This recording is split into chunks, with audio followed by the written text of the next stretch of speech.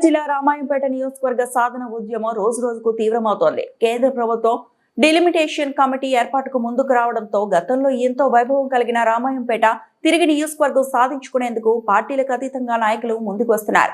గురువారం BRS party ఆధ్వర్యంలో మండల కేంద్రంలో ర్యాలీ నిర్వహించారు. అనంతరం రామాయంపేట నియోజకవర్గం ఏర్పాటు చేయాలని తహసీల్దార్కు వినతి పత్రం సమర్పించారు. పార్టీలకు అతీతంగా ప్రజలందరూ ఏకమై నియోజకవర్గ సాధన కోసం ముందుకు రావాలని పిలుపునిచ్చారు.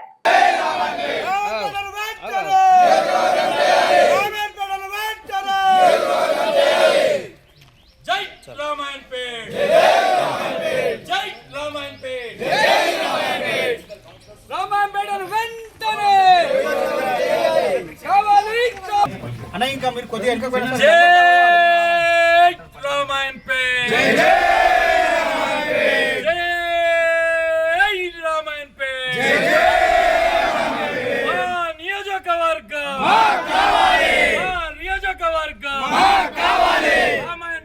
వెంటనే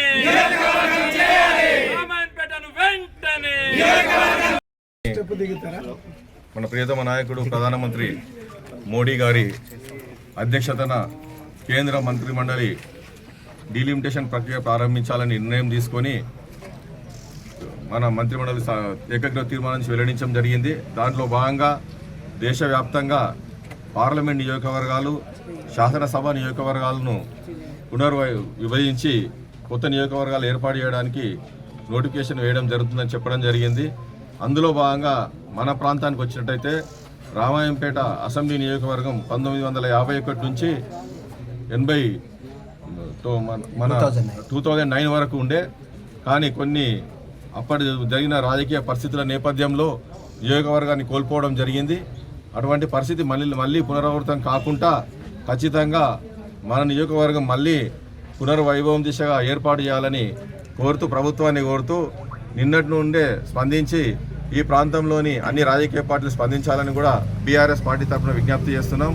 అదేవిధంగా మా పార్టీ తరఫున బీఆర్ఎస్ తరఫున గౌరవ కేసీఆర్ గారి నాయకత్వంలో ప్రధాన ప్రతిపక్ష నాయకుడు కాబట్టి ప్రధాన ప్రతిపక్షం కూడా డిలిమిటేషన్ కమిటీకి గజెట్కు వాళ్ళ నోటిఫికేషన్ తగ్గట్టు మన తెలంగాణ రాష్ట్రం నుంచి పార్లమెంట్ నియోజకవర్గాలకు రికమెండ్ చేస్తూ, శాసనసభ నియోజకవర్గాలకు రికమెండ్ చేస్తూ సబ్మిట్ చేయడం జరుగుతుంది. కాబట్టి ఖచ్చితంగా కేసీఆర్ గారు ఏదైతే డ్రాఫ్ట్ సబ్మిట్ చేస్తారో అందులో ఉండే విధంగా కృషి చేయడానికి మన ప్రియతమ నాయకులు హరీష్ రావు గారు కానీ, కేటీఆర్ గారు కానీ, పద్మా దేవేందర్ రెడ్డి కానీ, ఈ ప్రాంత నాయకులు మన తిరుపతి రెడ్డి గారు కానీ, సుభాష్ రెడ్డి గారు, షహీదర్ రెడ్డి గారు, అందరు నాయకులు బీఆర్ఎస్ నాయకులు కలిసికట్టుగా వాళ్ళందరూ కూడా రామాయంపేట నియోజకవర్గాన్ని ఏర్పాటు చేసే దిశగా వాళ్ళ వంతు కృషి చేస్తారు. కాబట్టి ఏకగ్రీవంగా మా బీఆర్ఎస్ పార్టీ తరఫున రామాయంపేట నియోజకవర్గం కేంద్రంగా ఏర్పాటు చేయాలని కోరడం జరుగుతుంది.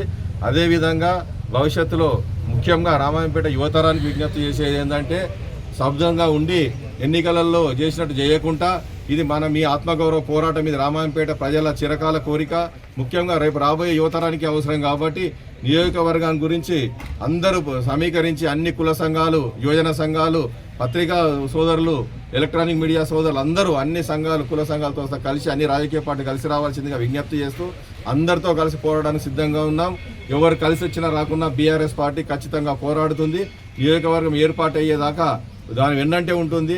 అధికారులను కలుస్తుంది, అనధికారులను కలుస్తుంది, అన్ని రాజకీయ పార్టీలను కలుస్తుంది. అదేవిధంగా ఈ ప్రాంత శాసనసభ్యుడు రోహిత్ రావు గారు కానీ, అదేవిధంగా పార్లమెంట్ సభ్యుడు రఘునందన్ రావు కూడా పూర్తిగా సహకరించి రామాయంపేట ఏర్పాటు అయ్యే దిశగా వాళ్ళ వంతు సహకారం కూడా ఇవ్వాలని ఈ ప్రాంత ప్రజల తరఫున విజ్ఞప్తి చేస్తున్నాం.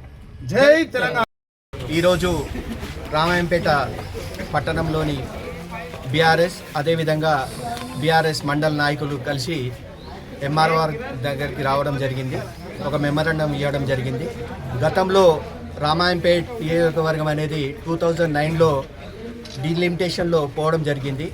ఈ రామాయంపేట నియోజకవర్గానికి చాలా చరిత్ర ఉంది. 51 నుంచి 2009 వరకు 1980లో ఈ నియోజకవర్గం నుంచి గెలిచిన టంగుటూరి అంజయ్య సీఎంగా 16 నెలలు చేయడం జరిగింది.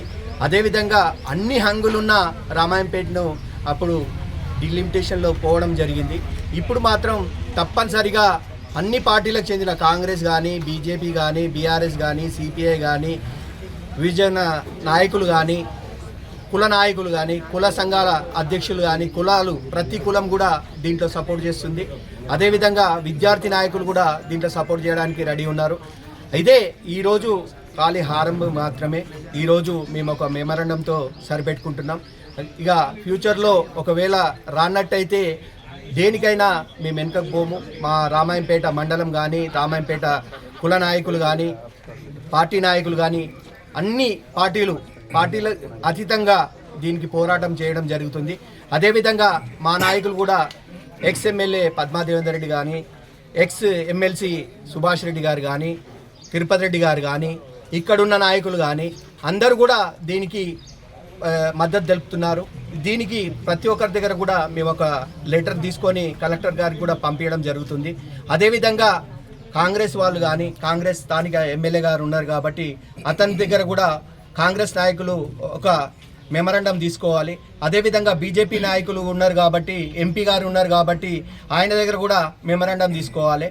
ఇది ఖచ్చితంగా మనకు అందరికీ అవసరం కాబట్టి అందరం కూడా దీంట్లో పాల్గొనాలి. ఒకవేళ ఎవరైతే పాల్గొన్నారో వాళ్ళు రామాయంపేట చరిత్రహీనులుగా మిగిలిపోతారని తెలియజేసుకుంటూ, ఇది ఖాళీ ఆరంభం మాత్రమే. ముందు ఇంకా చాలా కార్యక్రమాలు ఉంటాయని తెలియజేసుకుంటూ జై తెలంగాణ. మరిన్ని అప్డేట్స్ కోసం మా ఛానల్ని సబ్స్క్రైబ్ చేయండి.